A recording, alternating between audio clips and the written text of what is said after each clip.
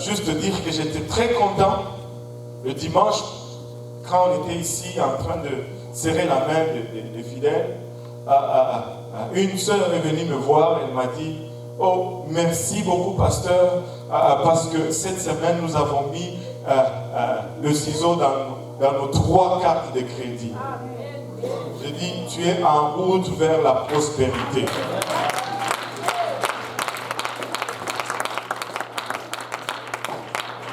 Celui qui n'a pas de dette est riche. Amen. Et la parole de Dieu nous dit de nous débarrasser de nos dettes. Nous avons vu à quelques points la semaine passée, nous avons commencé à voir quelques points importants en ce qui concerne les étapes pour sortir de la dette. Nous avons vu le premier point c'était s'engager à devenir libre de toute dette maintenant, que tout le monde dise maintenant. Et nous avons lu le psaume 37, verset 21, qui disait que le méchant emprunte et il ne rend pas les sujets. Les justes est compatissant et il donne. Le méchant emprunte et il ne rend pas. Si tu ne payes pas tes dettes, si tu ne rends pas ce que tu dois, la Bible dit que tu es méchant. Donc il faut rembourser ses dettes. Amen. Et le deuxième principe, c'était commencer par payer Dieu et vous payer en premier. Commencez par payer Dieu et vous payez en premier. Écoutez, vous savez,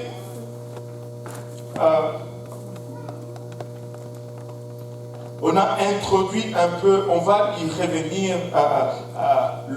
dans 2 semaines là-dessus. On a introduit un peu le plan 10-10-80. Le plan 10-10-80, 10% à Dieu, 10% pour toi, c'est-à-dire les épargnes, et puis 80% tu vis avec. Si tu apprends à vivre comme ça, tu vas prospérer. Amen. Tu dois te discipliner pour vivre avec 80% de ton revenu. Amen. Alléluia.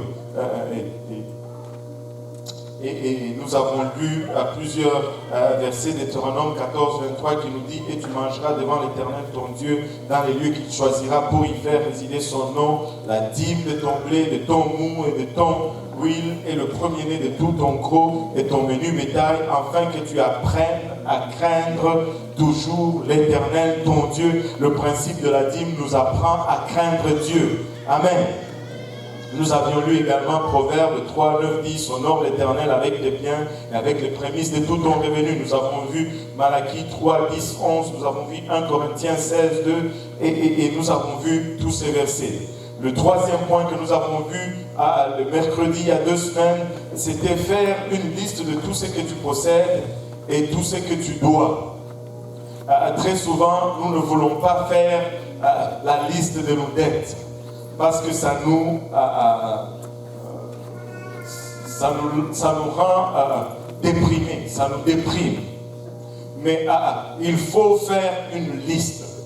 Si tu ne fais pas une liste, tu ne vas pas t'en sortir. Il faut que tu saches ce que tu dois. Et ça va te motiver à payer tes comptes. Et j'ai rencontré un couple la semaine passée et ils ont fait la liste de tout ce qu'ils doivent. Ils ont fait la liste de leur entrée. Je leur ai dit, prenez tout ça, payez toutes vos dettes. Dans 1 mois, vous êtes une famille libre de toute dette. Libre de toute dette. C'est une richesse. C'est une richesse. Amen. Et 4e point que nous avions vu, nous avons dit, faites une vente. Si vous avez trop de choses à la maison, que vous dépensez de l'argent pour les entretenir, vous dépensez du temps pour les entretenir, c'est pas bon. C'est que, avez-vous remarqué que c'est souvent dans les maisons des gens pauvres qu'il y a plus de bibelots? C'est là que se trouve leur argent. Toutes sortes de statuettes, de vases, de tableaux, de fleurs en plastique, de fleurs en styrofoam. Et ça ne fait que ramasser de la poussière. Et là, il faut les nettoyer, les brosser, passer. Les gars, tu ne sens même pas l'air respirer. Il y a tellement de bibelots que ça devient sombre. Si tu vends toutes ces choses, tu as l'argent. Si tu as trop de choses, si tu dis je ne peux pas me débarrasser de cette affaire, fais attention, c'est sur le bord de devenir une idole dans ta vie. Et l'idole, c'est tout ce que nous mettons devant Dieu dans notre vie. Vends quelque chose, débarrasse-toi de quelque chose. Regardez, Ézéchiel, nous avons lu Ézéchiel 20, verset 7, je leur dis, rejetez chacun des abominations qui attirent ce regard et ne vous souillez pas par les idoles de l'Égypte. Je suis l'Éternel, votre Dieu. Et vous savez, des fois, je vais même dans les maisons des chrétiens. Je trouve des bibelots, vous savez, vous connaissez les sphinx égyptiens en porcelaine. Mais qu'est-ce que ça fait? C'est une divinité égyptienne. Un jour, j'étais allé chez mon oncle, qui lui n'était pas vraiment chrétien, il était catholique ou quelque chose. Il avait un de ses amis québécois qui avait fait un voyage en Chine ou quelque chose, et il était revenu là avec un gros Bouddha en bois. Et il a donné ça comme cadeau à mon oncle. Et le Bouddha traînait sur le dessus de son armoire. Un jour, je rentre là-dedans, je vois, je dis, mais toi, tu dis que tu es catholique. Il dit, oui. Il dit, mais que fait Bouddha chez toi? C'est une divinité, il y a un esprit en arrière de tout cela.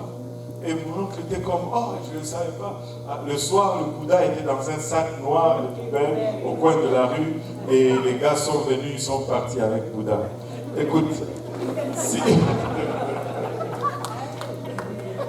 les éboueurs sont partis avec Bouddha. Il y a de ces dieux, tu peux t'en débarrasser facilement.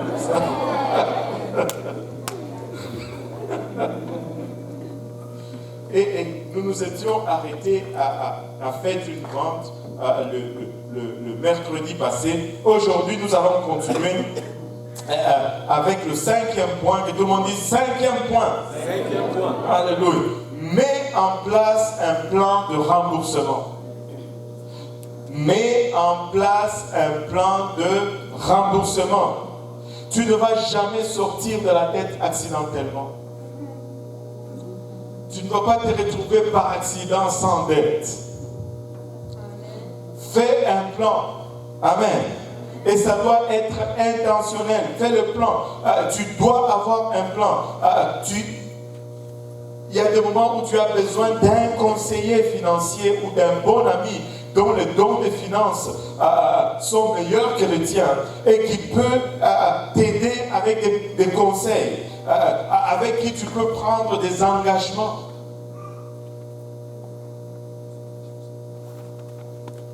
Tu as besoin de prendre un engagement et de mettre un plan de sortie de la dette sur pied aujourd'hui. Pas demain, aujourd'hui. Pas à quelqu'un. Si, écoutez, c'est important de parler à quelqu'un. Tu te dis tout simplement, là tu es en train de te dire, j'entends ta voix. Tu dis, je peux le faire moi-même, pasteur. Écoute, si tu pouvais le faire toi-même, tu allais déjà le faire. Si tu ne l'as pas fait jusqu'à présent, c'est parce que tu as besoin d'aide. Ne te gêne pas. Prends conseil.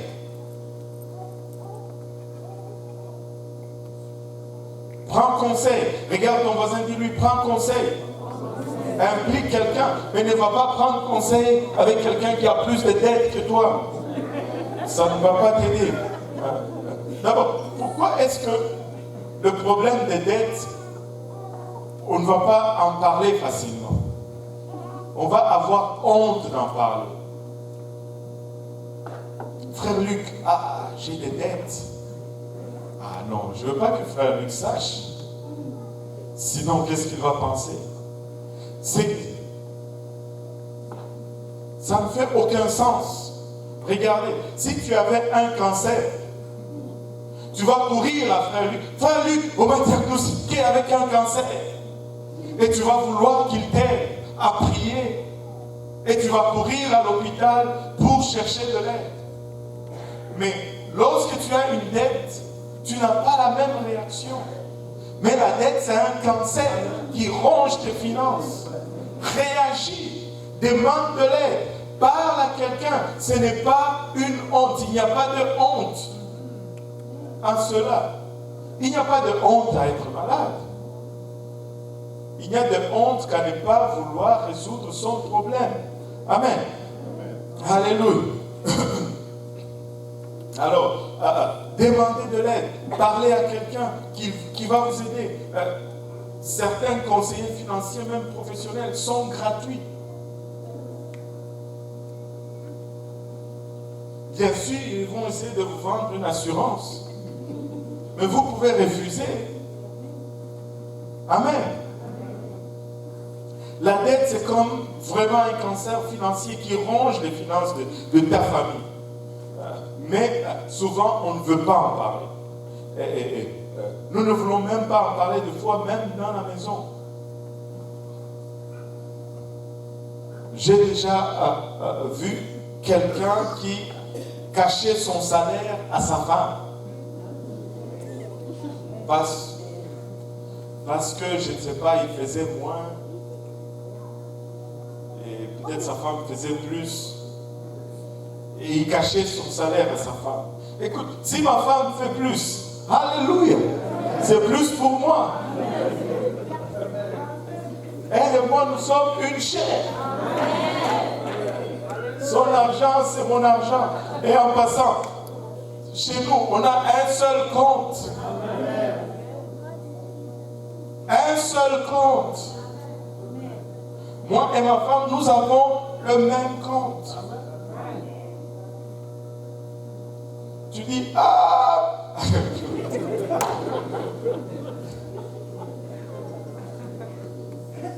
Et je veux vous le redire encore.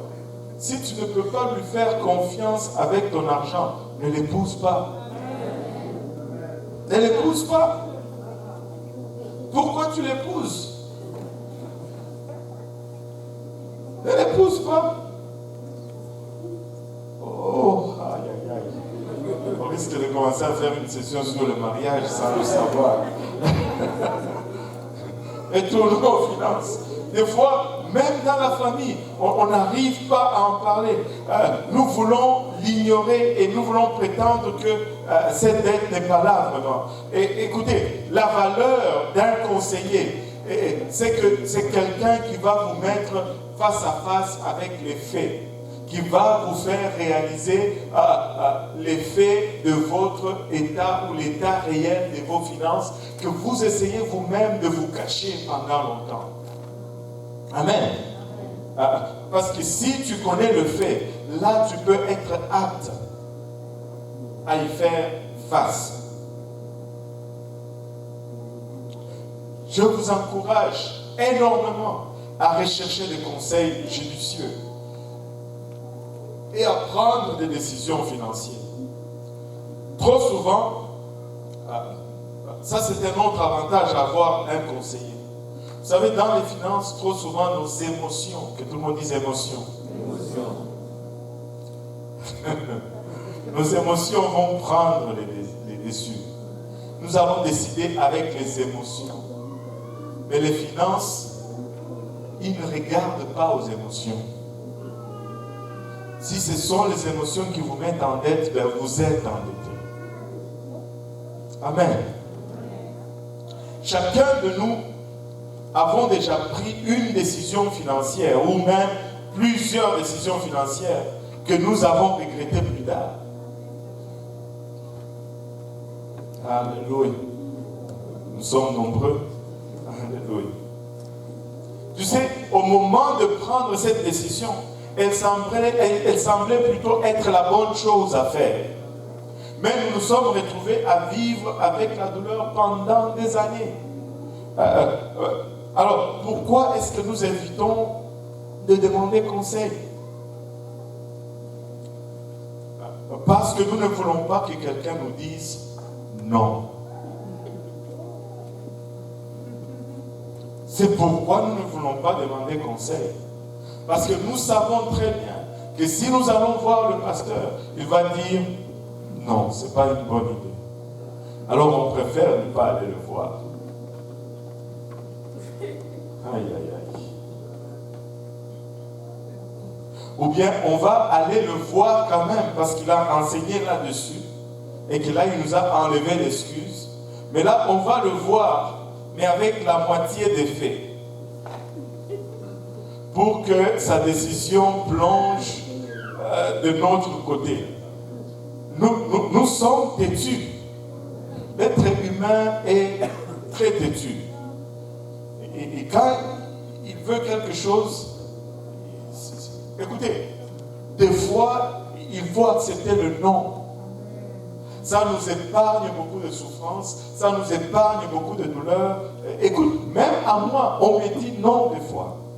Je vais avec mes projets voir parce que il va me dire non des fois. Je dois avaler mon orgueil et puis retourner sur la table de dessin. Amen. Et c'est ce qui m'évite les troubles jusqu'à présent. Et c'est aussi simple que ça. Vous savez, des fois, Dieu va tester notre obéissance. Et je ne sais pas comment il fait. Tu vas avoir un plan extraordinaire. Un plan tellement bien concocté. Tellement bien fait. Et tu te dis, ça là, en tout cas, si le pasteur a prié aujourd'hui, là, il va approuver ça. Tu vas, et puis, il te dit, non, je ne vois pas ça comme ça. Et là, tu sors de là.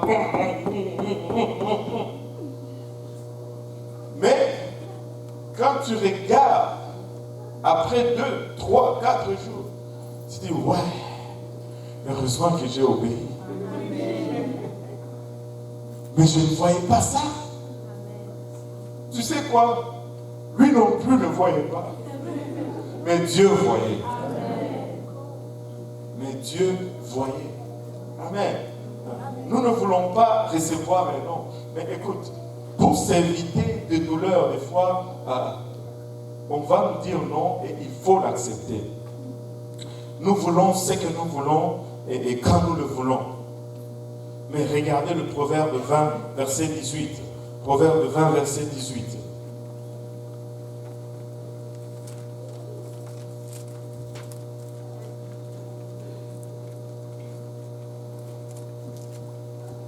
Quelqu'un? Les projets s'affermissent par le conseil. Les projets s'affermissent. Il est encore plus fort. Les projets s'affermissent par le conseil. Par le conseil. Fais la guerre avec prudence. Fais la guerre avec prudence. Si tu as des projets, prends le conseil. C'est là que tes projets vont s'affermir. Regarde ton voisin de lui, tu ne savais pas que c'était dans la Bible. C'est là.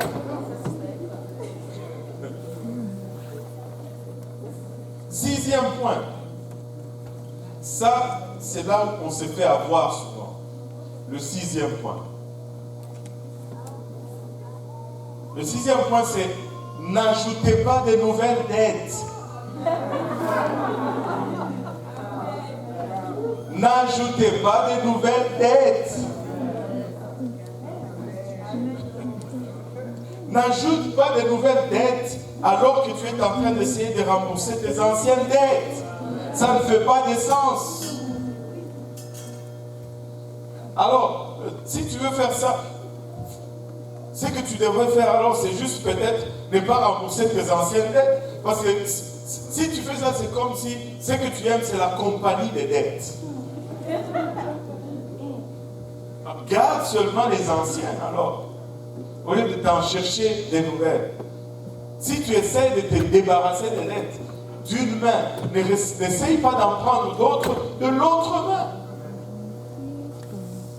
Sinon, ça sera juste comme une porte tournante. Avez-vous déjà vu ce type qui rentre dans la porte tournante et Il ne sait pas quand sortir. Il est en train de tourner. Et il n'arrive pas. Ou avez-vous vu les trucs là, comment ça s'appelle? Les caméras cachées ou quelque chose comme ça. Galerie. Ils ont fait une espèce de bâtiment, une porte tournante, mais là, de l'autre côté, ils ont mis un mécanisme pour masquer la sortie. Quelqu'un rentre, il prend ce mécanisme, il ne sort pas, et celui qui vient après, il rentre, et il tourne, il se retrouve encore dehors où il était. Il est comme, mais qu'est-ce qui se passe? C'est le même effet. Tu prends des dettes, tu payes des dettes, tu en prends d'autres. Tu payes des dettes, tu en prends d'autres. Ça n'aide pas. C'est vraiment la porte tournante. La plupart d'entre nous sommes dans la dette pour une raison. Pour une raison. Nous dépensons plus que nous ne gagnons. Frère, j'arrive d'accord. Donc, nous devons prendre une décision. C'est d'arrêter cette roue tournante là, de dépenses. Vous ne sortirez jamais de la dette si vous continuez d'acheter à crédit. C'est ce qui nous donne des ennuis. Voici 3 critères pour l'utilisation d'une carte de crédit. Qui a une carte de crédit ici? Je vais vous donner 3 critères pour utiliser la carte de crédit. Premier critère, vous devez le payer tout le mois. À chaque mois. Deuxième critère, vous n'allez jamais utiliser votre carte de crédit pour acheter quelque chose que vous ne pouvez pas vous offrir. C'est-à-dire que... Toute la carte. Oui, toute la carte. Chaque mois. Chaque mois. Pas le minimum.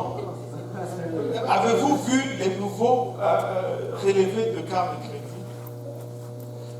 Il y a toujours une phrase que tu devais lire là en dessous. Là. Il dit, si tu payes le solde minimum à chaque mois, ça te prendrait 358 ans pour finir le solde. Oui. Et regarde, $2000 de crédit, et ils te font payer $20 par mois. Ça va te prendre 257 ans pour finir le solde de ton compte. Parce que le taux d'intérêt, c'est 19%. Regardez sur le relevé, ils ont été obligés par la loi pour mettre cela. Mais c'est pour que ça vous réveille. Mais le problème, c'est que tu n'ouvres même plus tes lettres de carte de crédit. Et on va en parler tout à l'heure. Il faut les ouvrir. Vous n'allez jamais l'utiliser pour acheter quelque chose que vous ne pouvez pas vous offrir. Troisième règle ou troisième critère d'utilisation. Si vous effreignez l'une des 2 premières règles, vous vous en débarrassez.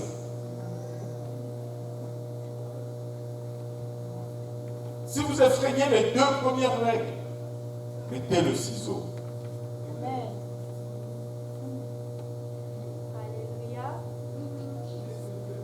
Amen.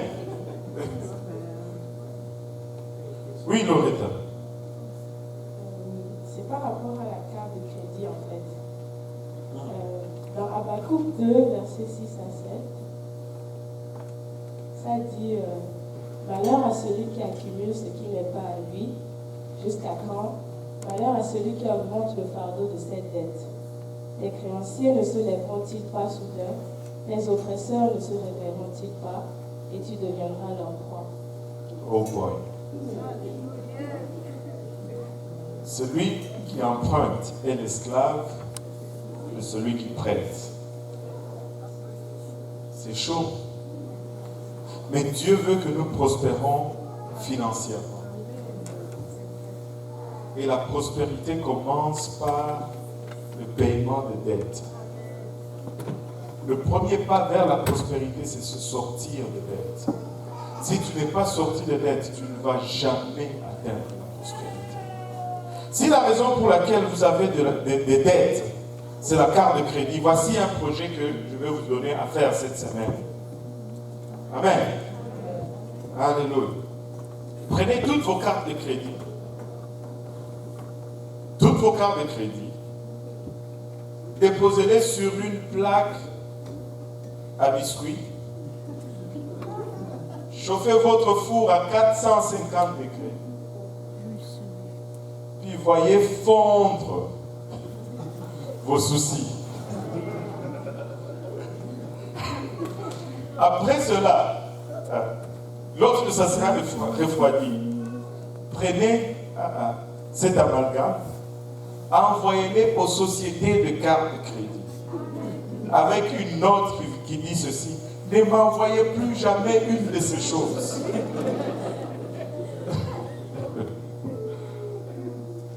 Tu sais, il y a un conseiller dans une église, un pasteur assistant dans une église, il a un bol sur sa table, un bol transparent. Et là, dans ce bol, il y a des cartes de crédit coupées en miettes, beaucoup, ça remplit presque le bol.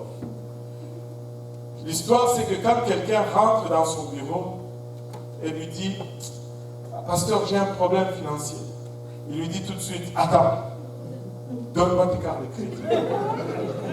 Et là, quand on lui donne les cartes de crédit, il ouvre les tiroirs, il sort les ciseaux, il dit: es-tu vraiment sérieux? Jusqu'à quel point tu es vraiment sérieux? Veux-tu qu'on le fasse ou on ne le fait pas? Veux-tu vraiment te débarrasser de tes dettes? Et là, si tu dis oui, on met dans le bol. Et là, on commence à parler. Amen. C'est une décision à prendre. C'est une décision à prendre. Oui, frère. Pourrait-on vraiment éliminer toutes les cartes de crédit, tandis que si vous voulez louer une voiture maintenant, on vous en réclame une.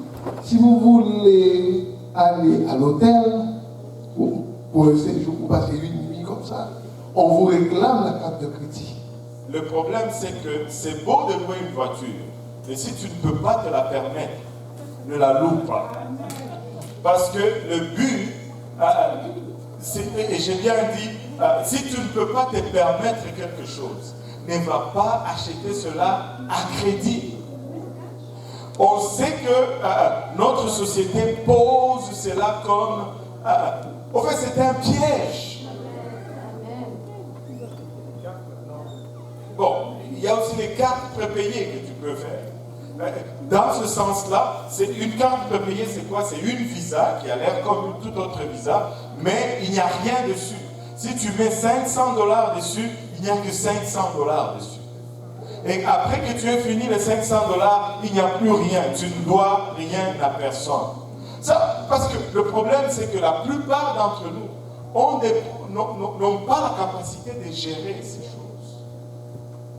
Et ces choses ont été conçues avec le facteur humain dedans. Ces facteurs qui fait que l'homme, quand il veut quelque chose, il le veut, et il est tenté pour l'avoir et il va aller le faire. Et c'est sur cette base que nos cartes de crédit sont conçues. Et la société mise là-dessus. Tous ces requins financiers, ils misent là-dessus. Et dès que tu l'as dans ta poche, tu vas la sortir. Mais non. Mais si tu as l'argent pour aller à l'hôtel et que tu es OK, là, le problème de la carte de crédit ne se pose même plus. C'est pourquoi on a dit, façon d'utiliser, premièrement, payer tout le solde au mois. Et deuxièmement, ne jamais utiliser cette carte pour payer ce que tu ne peux pas te payer avec ton argent. Et si tu brises ces deux règles, c'est que tu n'es pas capable de te louer une voiture. Parce que tu n'es pas capable de payer le solde de la carte de crédit. Et ça devient un handicap pour toi au lieu que ça devienne un avantage ou un privilège. Là, tu vas t'arranger avec, je ne sais pas, le frère Serge, s'il a une carte de crédit, il va louer la voiture pour toi et toi tu le rembourses Il faut le rembourser. Hein. Oui. Et quelque chose comme ça. Mais ce que tu veux faire, c'est te mettre à l'abri si tu n'arrives pas à contrôler ces choses. Amen.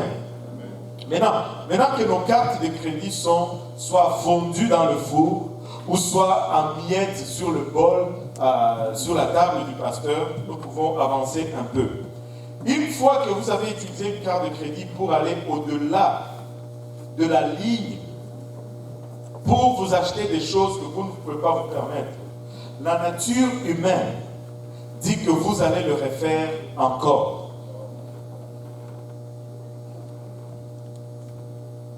Si vous l'avez fait, vous allez le refaire encore. Vous pouvez avoir toute la détermination du monde, mais quand cette carte est dans votre poche et que vous y pensez, vous allez vous dire ceci: c'est juste pour cette fois-ci. La vérité est que vous devez et vous avez besoin de mettre un terme à cela. Sinon, ça va être continuellement un cercle vicieux. Vous savez, il y a quelque chose qui est arrivé à plusieurs reprises, même à certains d'entre nous ici, moi y compris. Tu as les dettes. Tu te dis, bon, là, on a pris la décision, on va les éliminer. Et là, tu sais, tu coupes dans tout, là, les cafés, les sorties et tout, tu coupes. Et puis, tu vois, tu montes, et puis tu arrives, ok, il te reste juste 125 à clairer. Waouh, tu es tout content. Mais dès qu'il te reste 125, on dirait que tu fais une rechute. On dirait que tu fais une rechute. Des fois, tu ne sais même pas d'où ça vient. Des fois, c'est toi, des fois, c'est la femme, des fois, c'est le pays. Et tu te retrouves encore là. Et tu te dis, mais j'étais sorti de cette situation. Ça a l'air que dès que tu payes tes dettes et qu'il y a un peu de lousse, c'est comme si tout de suite, c'est là aussi que maman veut telle chose, telle chose. As-tu remarqué que ça fait 17 ans qu'on a le même frigo, hein?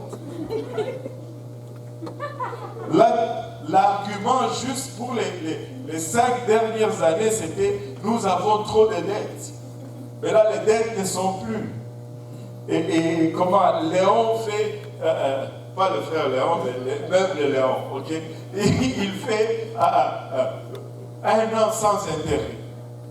Et là, tu regardes, c'est sans intérêt 1 an. Piège. Piège. C'est toujours un piège. Parce que le 1 an va passer et tu n'auras pas encore terminé. Et là, quand tu embarques dans cela, ce n'est plus 19%, c'est 28%. Parce qu'ils doivent récupérer toute l'année que tu...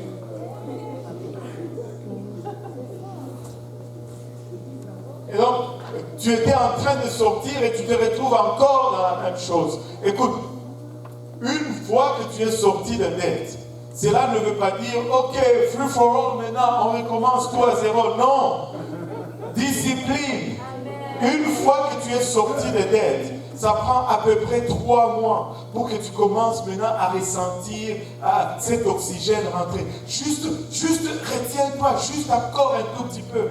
Laisse un nouveau cycle s'établir. Et tu vas rentrer dans le budget. Tu vas commencer à faire un budget. Tu as éliminé tes dettes, c'est bon. Mais retiens-toi juste pour un petit peu. Ne cours pas pour... Tu te sens libre, tu te sens bien. Mais ne retourne pas dans ce qui t'oppressait encore. Retiens-toi. Vous savez, un boxeur, quand il doit aller sur le ring, d'abord il s'entraîne pour faire le poids. Et quand il s'entraîne pour faire le poids, des fois c'est difficile. Il doit contrôler ce qu'il mange et il fait beaucoup d'exercices pour garder la forme et tout. Et comment il perd le poids, parce que c'est un sportif, il n'a plus vraiment de gras, mais le poids, il le perd avec l'eau, parce que le corps humain, c'est 70% eau. Et plus se déshydratent, plus ils rentrent dans le poids. Mais écoutez, dans leur manuel, un boxeur, s'il veut perdre le poids, il va s'entraîner, il va transpirer. Mais quand il va aller à la maison, il doit rester au moins 4 heures avant de boire de l'eau. Parce que s'il boit de l'eau tout de suite, les cellules qui ont perdu de l'eau, qui sont rétrécies, ils vont tout de suite reprendre leur forme et ils vont absorber l'eau qu'il a bu.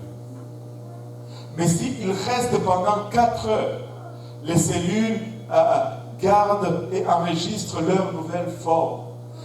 De sorte que lorsqu'ils boivent après, ils ne vont plus revenir à leur grandeur ou ils ne vont plus reprendre leur capacité primaire. Et ainsi, ils gardent ce poids pour un temps. C'est la même chose. Tu as travaillé dur pour sortir les dettes. Maintenant, tu dois rester sans boire d'autres dettes. Sinon, tu vas revenir à la même forme, au même poids.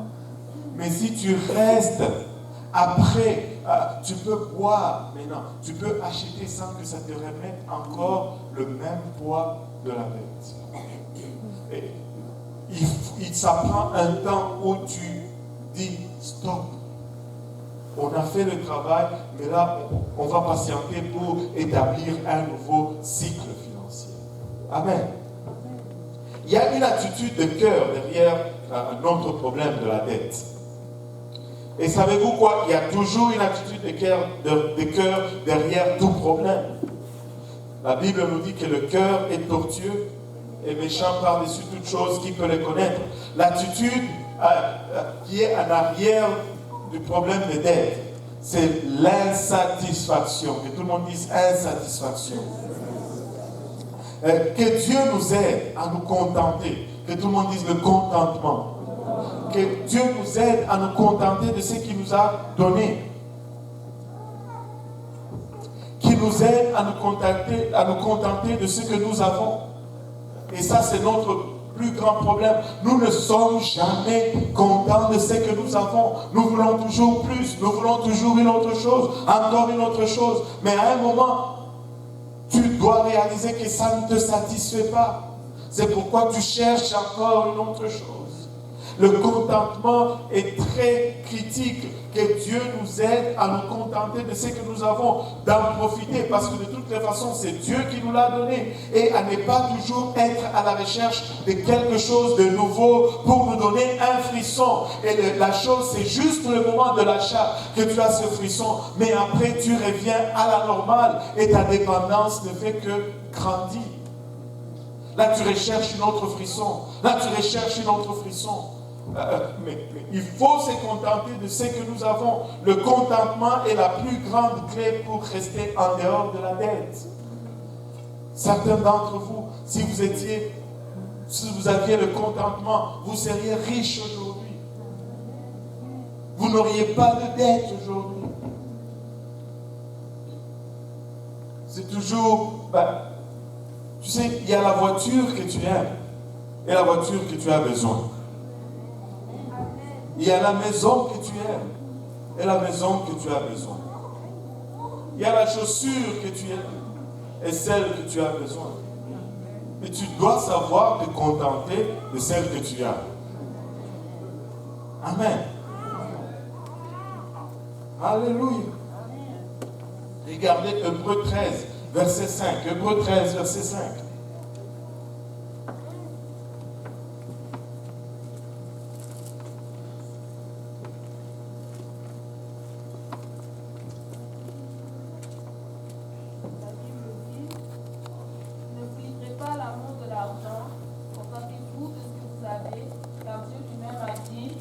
Je ne te délaisserai point et je ne t'abandonnerai point. Ne t'inquiète pas. Ne t'inquiète pas. Ne vous livrez pas à l'amour de l'argent. L'amour de l'argent, c'est la source de tout mal. Contentez-vous de ce que vous avez. Regardez ce que vous avez et dites, je suis content, je suis content, je suis content, je suis content. Fais-le. Sois content de ce que tu as. Car Dieu lui-même a dit, il ne va pas te délaisser, il ne va pas t'abandonner. Ne te soucie pas, ne te préoccupe pas. Mais contente-toi de ce que tu as. Tu sais, si tu n'es pas satisfait avec ce que tu as, c'est comme si tu es en train de mépriser ce que Dieu t'a donné. C'est comme si tu es en train de mépriser ce que Dieu t'a donné. Contente-toi de ce que tu as. Vous savez, moi, ma Jetta, elle est rouillée maintenant, de tous côtés. Mais quand je rentre dedans, je presse l'accélérateur, elle décolle. Tu sais, l'autre jour, je l'ai prêté au frère Achille, juste pour un petit temps. Et il est parti avec, il est revenu, il dit, ah mais pasteur, tu as changé quelque chose à la Jetta? J'ai dit non.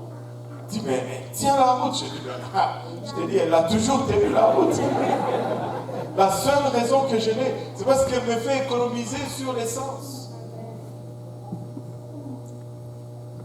Et je vais la rouler jusqu'à la ferraille.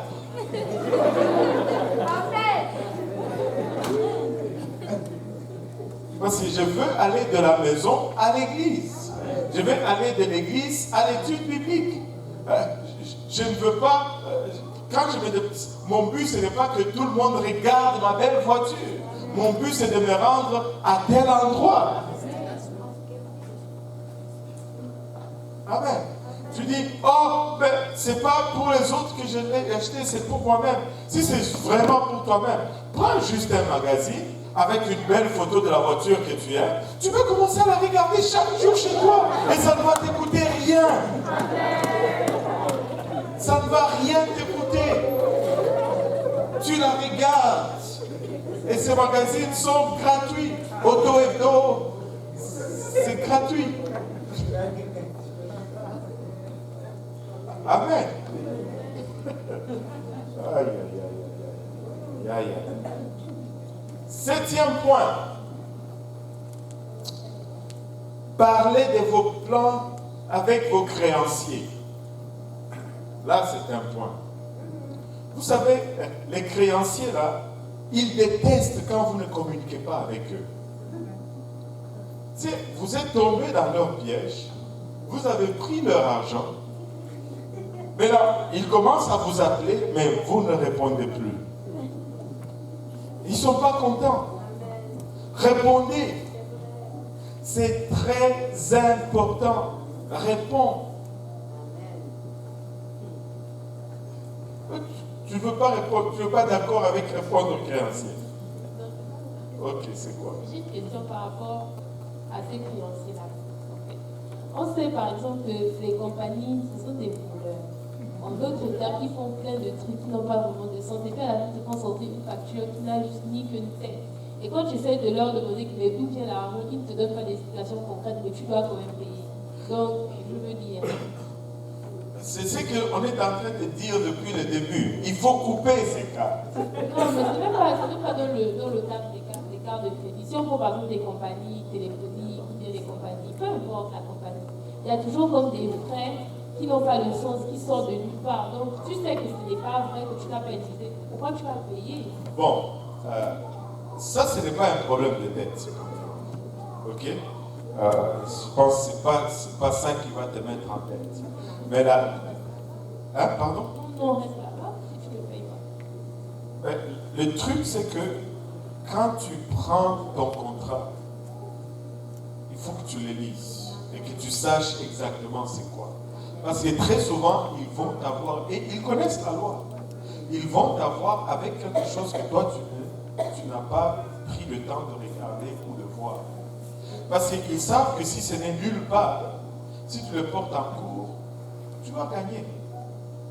C'est quelque part là-dedans. C'est pourquoi ces contrats, surtout des téléphones, je n'ai jamais compris pourquoi c'est autant de pages et c'est écrit tellement serré. Mais c'est pour que tu ne lises pas. Et quand tu ne lis pas, tu sais, bah, tu as accepté. Maintenant, il y a toujours le levier que tu peux utiliser. Et c'est pourquoi on est content quand il y a la concurrence. Si je n'ai pas aimé le service d'une place, je vais ailleurs. Et je vous l'ai dit, je ne suis pas content de votre service. La seule pénalité que je peux leur donner, c'est de ne plus faire affaire avec eux. Si par exemple tu as eu à avoir genre des problèmes avec une compagnie téléphonique, et puis ils ont un truc, ils envoient ton nom dans au recouvrement, et puis le recouvrement t'appelle et te dit ok, tu payes par exemple, si ta facture c'était $10, disons, il te dit tu payes $800 et puis après les $200 c'est correct. Mais moi je me dis, si tu veux vraiment que je te rende ton argent, autant que je te rende tout ton argent, si je te rends seulement $800, je trouve ça en fait tellement comme ça n'a pas de sens. Et puis tu restes en fait là-bas avec les têtes, soi-disant, mais... Oui, mais ça, ce n'est pas un problème. On va régler avec ça. Parce que là, tu me parles des pratiques des compagnies. Moi, je ne peux pas prêcher aux compagnies. Moi, je te prêche à toi, qu'est-ce que tu dois faire pour ne pas tomber dans les pièges des compagnies. S'ils pouvaient venir ici, là, on allait faire une leçon sur l'honnêteté pour leur dire qu'est-ce qu'il faut faire, qu'est-ce qu'il ne faut pas faire. Moi, je ne sais que vous. C'est ça le truc. Ils sont malhonnêtes. Nous le savons. Mais ne nous laissons pas prendre parce que nous le savons déjà. Amen. Et il faut être prudent. Il ne faut pas... Tu sais, très souvent aussi, si on est honnête là, sœur Abia, avant de tomber à ce niveau-là, il faut que tu admettes quand même qu'à quelque part, il y a eu un usage abusif du service. Parce que si tu es strict et tu restes, ils te disent par exemple 100 minutes par mois, et que tu fais tes 100 minutes, tu fais 80 minutes par mois, ils n'ont rien pour mettre le crochet dedans. Mais c'est quand nous passons la ligne qu'ils mettent le crochet pour le bon. Nous devons faire attention. Très souvent, nous nous exposons. Et quand nous nous exposons, nous sommes ramassés avec cela.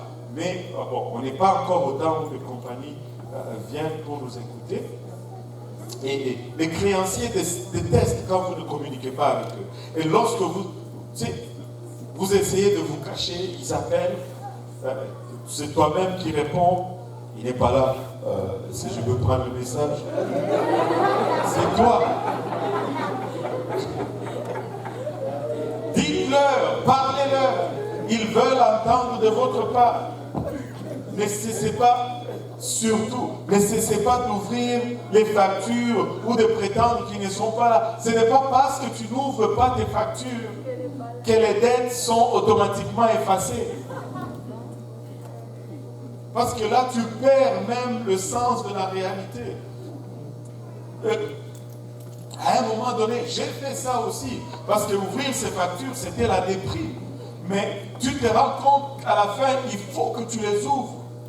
Et plus tu attends pour les ouvrir, plus elles deviennent amères. Donc il faut ouvrir tes factures. Il faut les ouvrir. Il faut que tu vois c'est combien que tu dois. Ça va te réveiller. Ça va te réveiller. Ouvre-les. Ne les mets pas dans le recyclage tout de suite. Ouvre-les. Regarde-les. Et parle aux créanciers. Donne-leur l'heure juste. Dites aux créanciers que vous allez payer vos dettes. Que vous n'allez pas faire faillite. Vous n'allez pas déclarer faillite. Dites-leur. Ils vont essayer de vous donner des arrangements. Oh, $200 par mois. Non, si vous ne pouvez pas payer $200 par mois, ne dites pas oui pour que la fin du mois arrive et vous n'êtes pas capable de payer. Dites-leur, je ne peux pas payer $200 par mois. Combien est-ce que vous pouvez payer? Le mieux que je puisse faire pour le moment, c'est seulement $10 par mois. Battez-vous pour les $10 par mois. Ils vont l'accepter. Mais n'évitez pas de leur parler, mais parlez-leur. Dites-leur ce que vous pouvez payer. Amen. Commencez quelque part. Ne soyez pas trop fiers pour demander de l'aide. Payez les factures les plus petites d'abord, ou ceux qui ont à charge le plus grand intérêt. Laissez-moi vous expliquer cela. Je pense qu'on avait parlé de cela il y a quelques temps. Tu as une facture de $500, tu as une facture de $2000 et tu as une facture de $5000. Bon, pour la facture de $500, tu payes $20 par mois. Pour la facture de $2000, tu payes $100 par mois. Pour la facture de $5000, tu payes $200 par mois. Bien sûr, tu ne peux pas éliminer seul de $5000 le lendemain. Commence par éliminer la plus petite. Mets tes efforts là-dessus pour l'éliminer. Et dès que tu l'as éliminé, le $20 que tu mettais sur celle de 500, ne le mets pas dans ta poche. Mets-le sur celle de 2000. Et tu vas voir, ça va l'accélérer. Vous savez, juste ajouter un petit paiement de plus, c'est fou ce que ça donne comme accélération dans le remboursement des dettes, surtout quand ce sont des dettes à long terme, comme les hypothèques ou les paiements de voitures. C'est fou. Vous ne pouvez pas vous imaginer. Je vais vous donner un exemple. J'ai acheté ma vanne en 2011. Et le paiement qu'il me demandait, c'était $89 par mois. Plutôt par semaine. $82 par semaine. Je vais payer $82 par semaine pendant 7 ans. Là, j'ai dit, oui, on y va. Après 6 mois, peut-être même moins, je suis allé à la banque, j'ai dit, je ne veux pas payer 82, je veux payer 90. J'ai sauvé quelques mois. Après, j'ai travaillé, j'ai vu, on a fini cette facture, on va à la banque. Pouvez-vous faire $100 par mois? Et pas plutôt par semaine. Après, jusqu'à ce que, au final, j'ai payé $120 par semaine. Et j'ai sauvé 2 ans et demi de paiement sur ma vanne. Et elle est finie d'être payée. Et je suis content. Je ressens l'oxygène. Mais quand tu finis une petite dette, ne mets pas le surplus dans ta poche. Mets-le sur la prochaine petite. Et ça va l'accélérer. Et plus après, tu auras un peu plus à mettre sur la prochaine. Et tu vas voir que ça va avoir un effet boule de neige. Ça fonctionne. Ça a fonctionné pour moi. Ça a fonctionné pour Pasteur Serge. Ça fonctionnera aussi pour vous. Pasteur Serge, il va nous donner son témoignage tout à l'heure. Alléluia.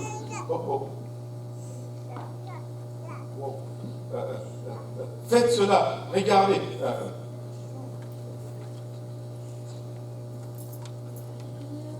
Payez vos factures, une à la fois, lentement mais sûrement.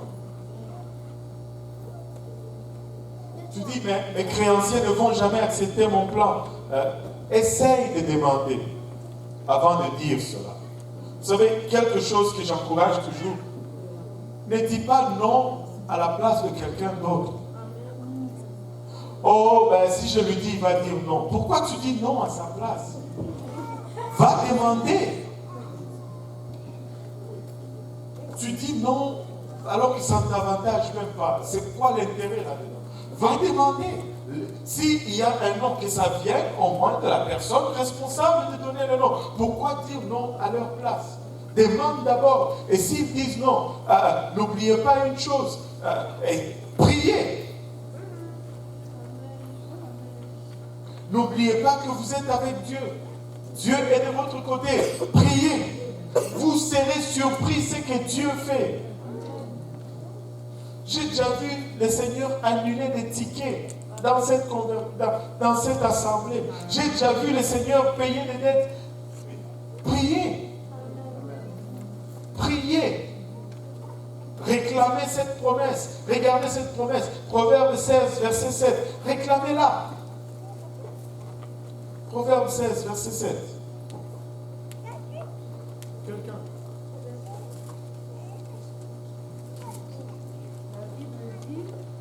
Quand l'Éternel approuve les voies d'un homme, Quand l'Éternel approuve les voies d'un homme, il dispose favorablement à son égard même ses ennemis. il dispose favorablement à son égard même ses ennemis. Prie et va demander. Mets ça entre les mains de Dieu. Prie jusqu'à ce que le Seigneur approuve. Si le Seigneur a approuvé, il va te donner faveur avec les hommes. Prie cette promesse. Prie cette promesse. Amen. Huitième point, respecte tes engagements. Respecte la décision que tu as prise. Sortir de dette n'est pas facile. Ça prend de la discipline. Il faut un effort. Il faut un sacrifice.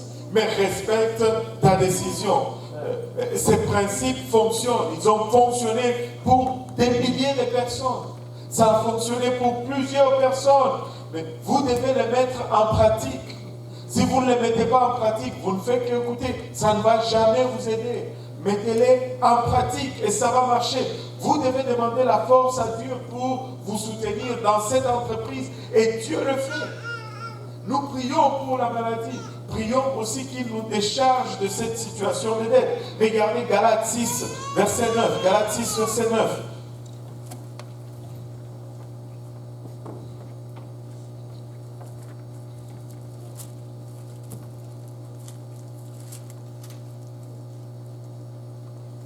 Galates 6, 9. Ne nous lassons pas de faire le bien. Ne nous lassons pas de faire le bien. Car nous moissonnerons au temps convenable. Nous moissonnerons quand au temps convenable. Et si nous ne relâchons si pas. nous ne relâchons pas, persévère. Ça peut être dur, mais ne relâche pas. Au bon moment, tu vas être prospère.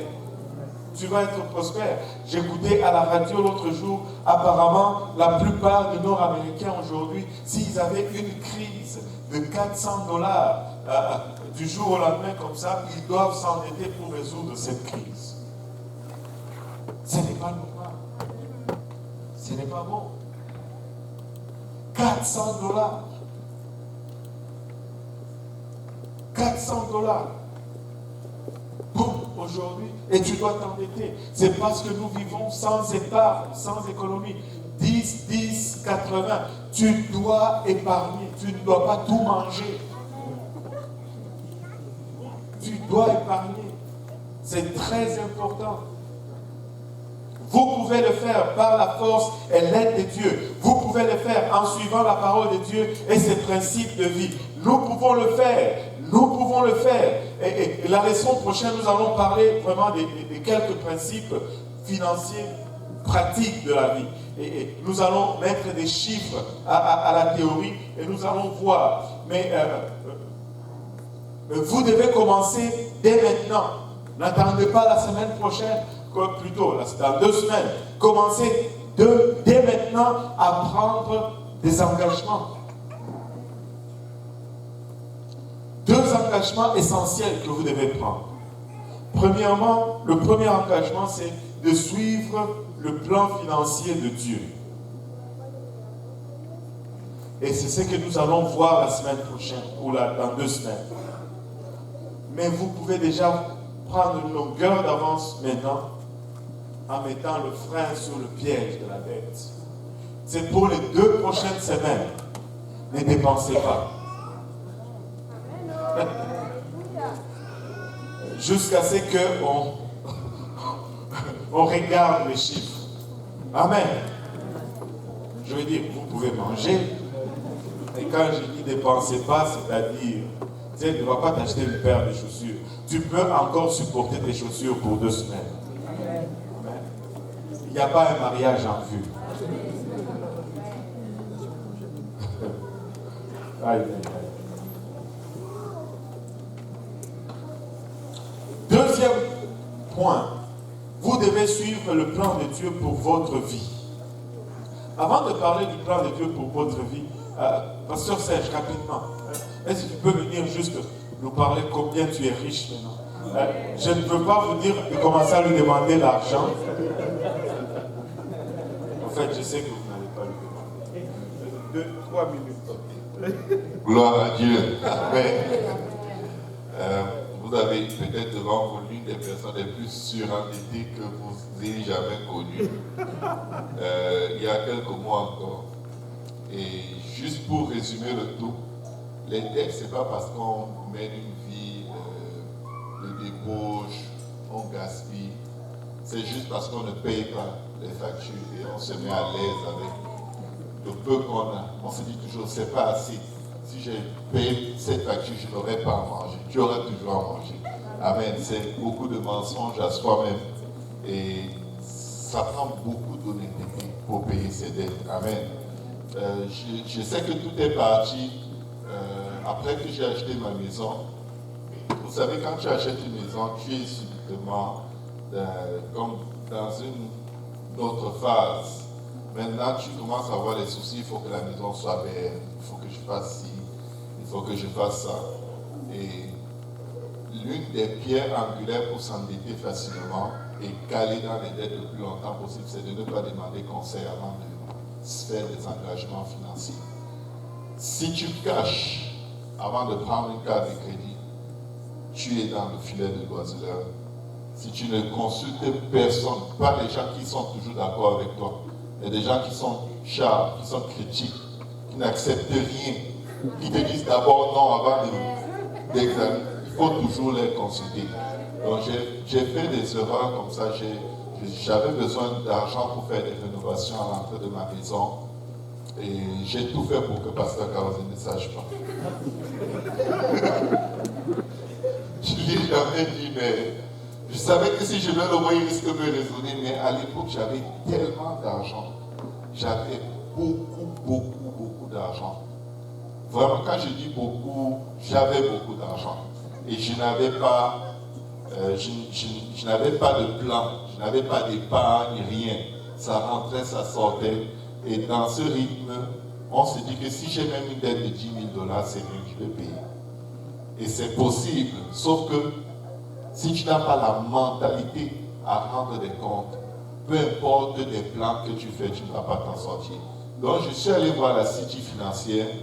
Si vous entendez le mot City financière, fuyez. Ne regardez pas derrière, fuyez.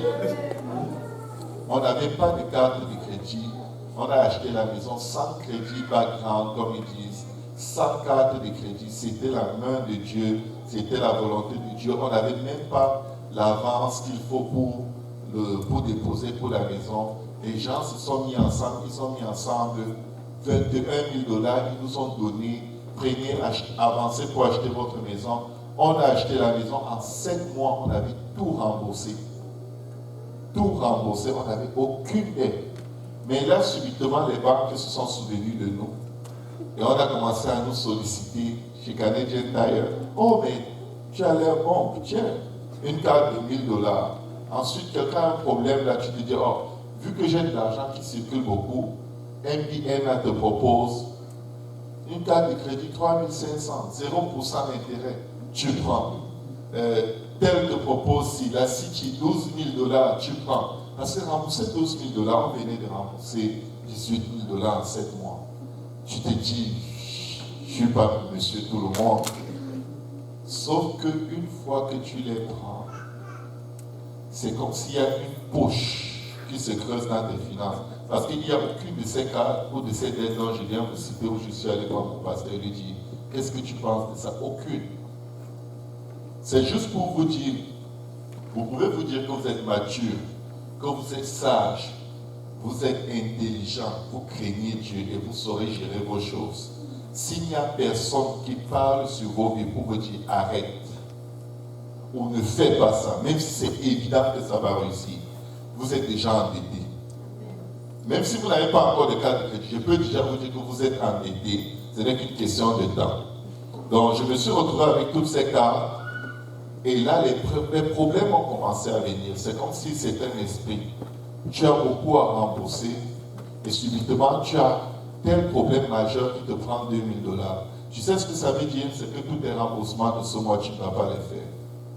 Bref, on s'est retrouvé dans un engrenage où le revenu a aussi diminué. Vous savez, quand Dieu n'est pas content, il veille à ce que ce sur quoi tu t'appuies aussi, il t'enlève le sol en dessous de tes pieds. Donc, tu es comme si tu tombes dans le vide. Donc, le Seigneur a veillé à ce que tout soit cassé jusqu'à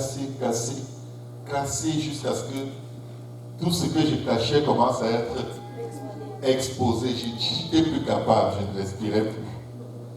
Et ça m'a pris peut-être 1 an et demi pour dire à Pasteur Kaozi que je suis un homme mort.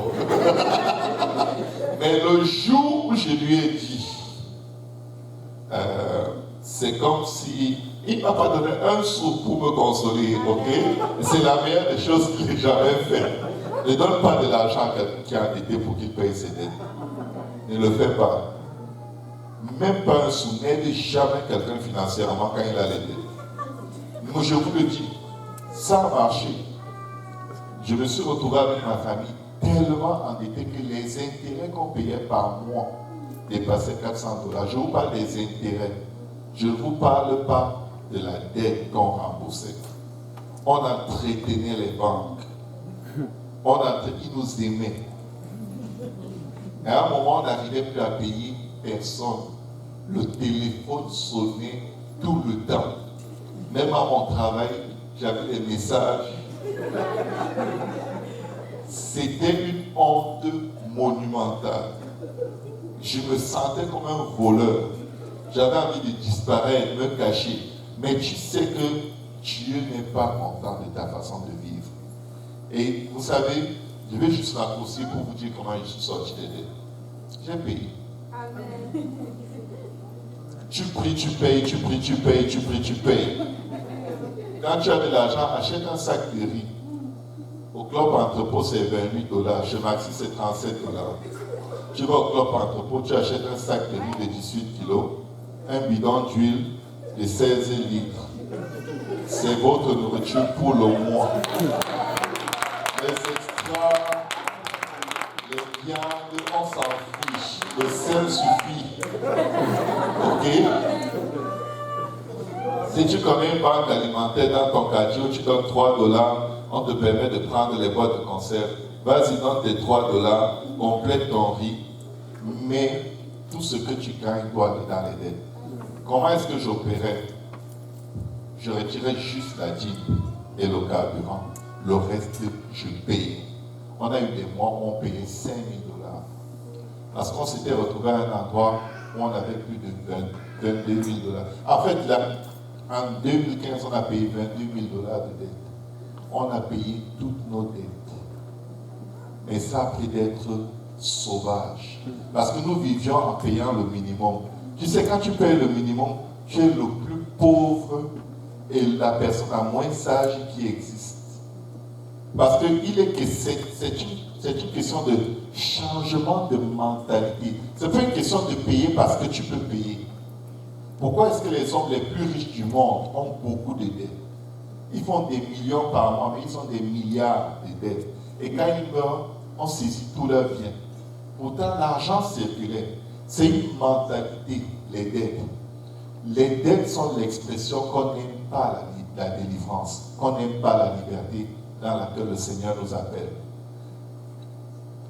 Plus tu t'endettes facilement, tu vas remarquer que dans tes choses aussi, tu as beaucoup de retard. En général, même pour arriver à l'heure dans tes choses, il y a le retard. Au travail, tu as des heures à rattraper. Ce n'est pas juste une affaire d'argent. L'argent n'est que l'expression la plus douloureuse et la plus manifeste de la mentalité qui accompagne l'endettement. Mais on a payé à un rythme tellement serré. Et je vous dis, il y a des mois, des fois où on se disait non, il faut quand même qu'on respire cette semaine. Au moins cette paix, on amène un peu les enfants au McDo. Ça, c'était des erreurs. On serait sorti 6 mois ou 7 mois plus tôt si on s'était dit on paye jusqu'à la mort. Mais vous savez, quand tu t'arrêtes pour souffler un peu, le montant augmente. Et je suis devenu tellement nerveux en ce qui concerne l'intérêt sur un moindre sou que quand j'ai renouvelé mon hypothèque, du moins à partir de cette expérience, je me suis habitué à demander tout à mon pasteur. Est-ce que je peux faire ceci? Est-ce que je peux faire cela? Et dernièrement, voyant que je n'ai plus de dettes, je voulais installer une grande piscine chez moi parce que j'avais enlevé mon ancienne piscine. Quelque chose me dit, demande au pasteur, la sueur a commencé à me couler sur moi. J'ai dit à ma femme, tu sais quoi? Il faut qu'on se dise une chose. On n'achète pas de piscine, ni maintenant, ni demain, ni après-demain. On avait une piscine, on l'a enlevée, on l'a jetée en disant elle est trop vieille. Tu sais quoi? On reste sans piscine. Ce n'est pas la fin du monde. On est pauvre, on veut encore se salir. Ça ne fait pas de sens. Bref, il m'a beaucoup aidé. Parce qu'il n'accepte pas. Il n'y a pas d'argument que tu peux apporter devant pasteur Kaosi pour t'endetter, il accepte, ça ne passe pas. C'est pourquoi j'examine d'abord, est-ce que je peux lui demander. Si je sens que je suis gêné, si je ne lui demande même plus, je ne le fais pas. Point final. On passe dessus, on grandit, on s'éduque soi-même. Amen. Donc, on est arrivé à cet endroit et au moment où il fallait renouveler notre hypothèque, on était essoufflé. On avait payé les dettes, mais vous savez, il faut diminuer les dépenses et augmenter les entrées. Il m'a donné un conseil, va voir telle conseillère financière. Ça fait 5 ans que j'ai acheté ma maison. À l'époque, on signait 35 ans. Tout était bon, on a réussi à payer tous les arrérages, toutes les taxes scolaires, municipales. Et là, il fallait renouveler 30 ans. Il me dit, je vais t'envoyer quelque part. Il m'a recommandé un endroit à la BMO. C'était très difficile parce que la dame était très occupée. Jusqu'au délai du renouvellement, elle n'avait pas traité mon dossier. Et je suis allé un jour, je lui ai dit, tu sais quoi, il faut que tu traites mon dossier maintenant. Aujourd'hui, je vais vous dire juste le résultat. La parole de l'homme de Dieu ne tombe jamais par terre. J'ai renouvelé mon hypothèque au lieu de renouveler sur 30 ans. J'ai gagné 10 ans, 120 000 $. Parce que c'est environ 60 000 $ par terme de 5 ans. En économisant 10 ans, c'est 120 000 $. Mon van, où il me restait 16 000 $ est complètement payé. Je n'ai plus de voiture à payer, je payais 420 $ par mois. C'est 420 $ que j'ai dans les poches tous les mois.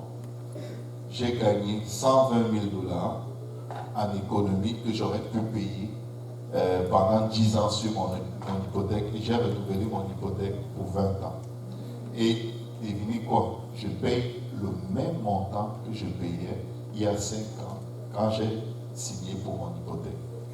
Est-ce que vous vous rendez compte qu'en fait, plus tes dettes sont étendues sur une longue période, tu vis juste une vie d'esclave? Je connais des gens qui aiment les paiements étalés, les petits paiements. Ah, c'est des petits paiements, c'est étalé sur 7 ans.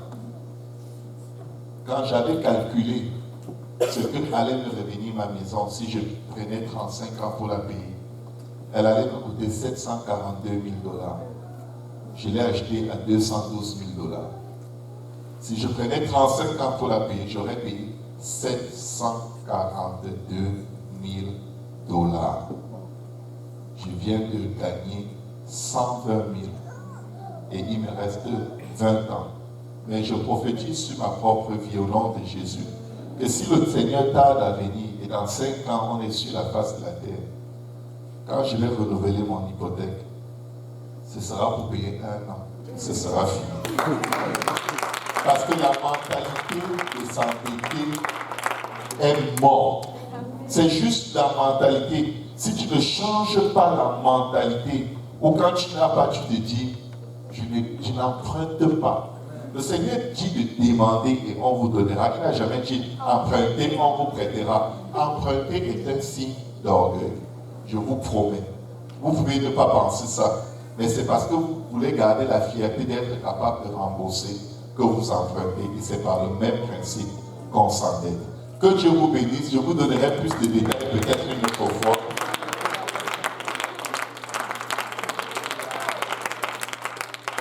Vous savez, la dette, comme il a dit, c'est l'expression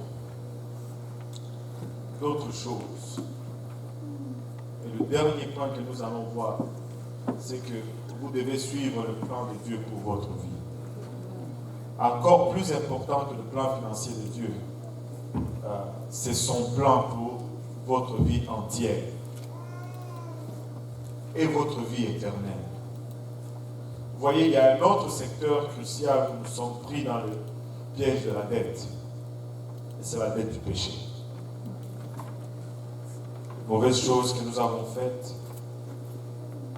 qui ont blessé Dieu, qui ont blessé les autres, et qui nous ont blessés nous-mêmes. et nous n'avons pas suffisamment de ressources pour rembourser cette dette. Dette du péché, nous ne pouvons pas la rembourser nous-mêmes. Et vous ne pouvez pas équilibrer ou balancer votre compte en faisant des bonnes œuvres. Et c'est ça vraiment l'horreur du péché. C'est peu importe les bonnes œuvres que tu fais, tu ne pourras jamais repayer le péché que tu as commis. Alors qu'allez-vous faire à ce sujet? Allez-vous juste vivre endetté du péché? Allez-vous vous cacher de cette dette? Le créancier appelle, vous ne voulez pas répondre. Le Seigneur appelle. Et tu peux prendre un arrangement avec le Seigneur. Dieu a une réponse différente pour la dette que nous lui devons. Il n'est pas un créancier comme Capital One, Mastercard, BMO, peu importe. Et sa réponse est dans Colossiens 2, 14, en nous levant tous ensemble.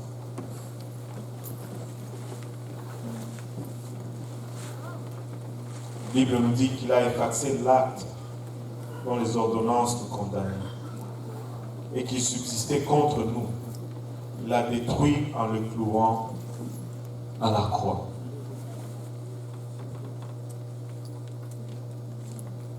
Il a effacé l'acte dont les ordonnances nous condamnaient.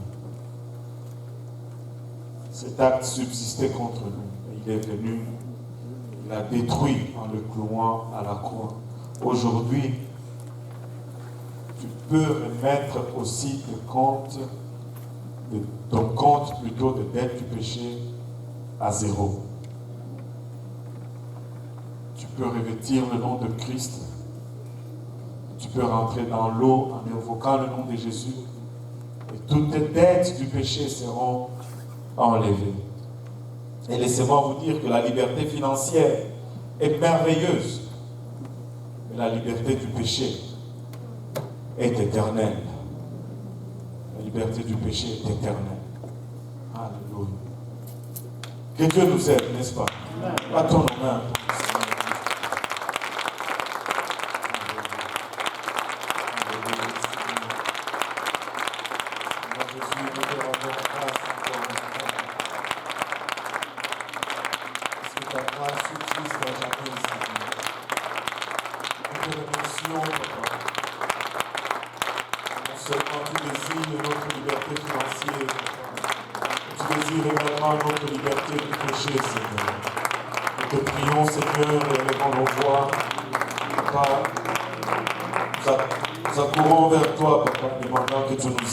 Tu fortifies chacun de nous ici présents. Que ces principes que nous apprenons, Seigneur, ne soient pas juste des sons dans le vide, dans nos oreilles, Seigneur. Mais que ça se traduise comme des pratiques, Seigneur, courantes de notre vie. Afin que nous puissions vivre à la hauteur de ce que tu nous appelles à vivre, Seigneur. Que nous soyons participants dans ton œuvre, Seigneur Jésus-Christ. Alors que tu nous libères, Papa, non seulement de nos dettes financières, mais de nos dettes du péché, Seigneur Jésus-Christ. Secours-nous, Seigneur Jésus-Christ. Et aide-nous, Papa, change notre mentalité, Seigneur. Et permets-nous de regarder comme toi tu regardes, Seigneur Jésus-Christ. Et réellement, celui que le Fils de l'homme a affranchi, il est vraiment libre, Seigneur. Viens nous affranchir, Papa, dans nos finances aujourd'hui. Viens nous affranchir, Papa, de nos péchés aujourd'hui. Garde chacun de nous, Seigneur, ici présents sur notre chemin de retour. Protège-nous, Papa, protège nos familles, Papa, que lorsque nous retournons chez nous, nous puissions apporter ta lumière dans nos différentes demeures respectives, Seigneur. Garde-nous tous ensemble pour le restant de la soirée, le restant de la semaine, jusqu'à ce que nous nous rencontrons prochainement. Au nom de Jésus, nous t'avons ici prié. Nous disons tous au nom de Jésus. Alléluia. Si vous êtes là, vous avez encore la dette du péché, vous pouvez vous débarrasser de cette dette aujourd'hui. Nous avons l'eau, nous avons le vêtement de l'échange, nous avons le nom de Jésus. et ça ne prend que votre obéissance.